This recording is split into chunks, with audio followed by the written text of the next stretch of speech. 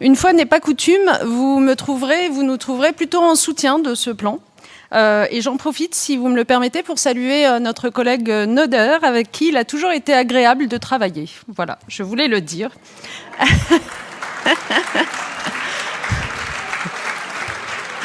Alors, bien sûr... Noder. Bien sûr, nous partageons certaines des interrogations évoquées à l'instant par Émilie Marche, mais nous soutenons ce plan pour au moins 2 raisons. La première, parce que, vous l'avez dit, Monsieur le Président, la place des sciences dans notre société est une question absolument majeure dans cette ère de post-vérité et de malinformation, et on ne peut qu'être inquiet de son recul, et on ne peut d'ailleurs qu'être inquiet. Je vous ai souvent entendu sur les bancs à droite et à la présidence évoquer les réformes de l'éducation nationale, mais enfin, je rappelle qu'il y a quelques années de cela, sous la houlette de Monsieur Blanquer, eh bien, c'est la place des mathématiques, justement, dans l'apprentissage scolaire qui a reculé, et il est bon qu'enfin on revienne sur cette erreur gravissime qui a nui notamment aux filles, j'y reviendrai dans un instant. Mais bon, donc, oui, la place des sciences est un enjeu majeur. Deuxièmement, à l'échelle de notre région, il va de soi que si nous voulons préserver notre capacité d'innovation pour l'avenir, nous avons besoin de former des techniciens et des ingénieurs.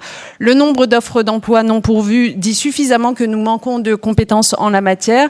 Et j'en profite ici pour glisser que si ces offres d'emploi non pourvues peuvent être prises par ailleurs également par des gens qui sont venus être accueillis, être réfugiés, être demandeurs d'asile en France, eh bien c'est une bonne chose, qu'on n'a pas à opposer les publics les uns avec les autres.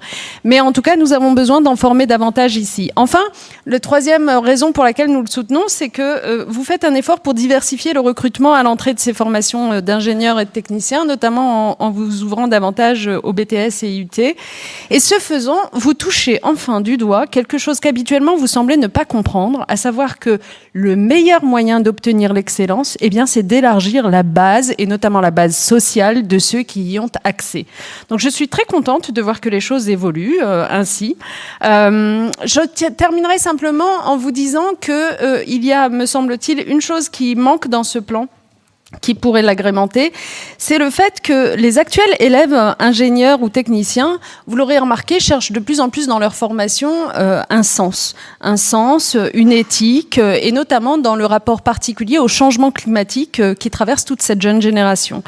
Et je me demande, Monsieur le Président, si au-delà de ce plan, eh bien, le meilleur service que vous pourriez rendre à cette jeune génération pour l'inciter davantage à venir embrasser ces études-là, c'est de la rassurer sur le fait qu'autour d'elle, les adultes que nous sommes, aux commandes dans des collectivités publiques, eh bien, sommes à la hauteur pour anticiper les défis du changement climatique. Je vous remercie.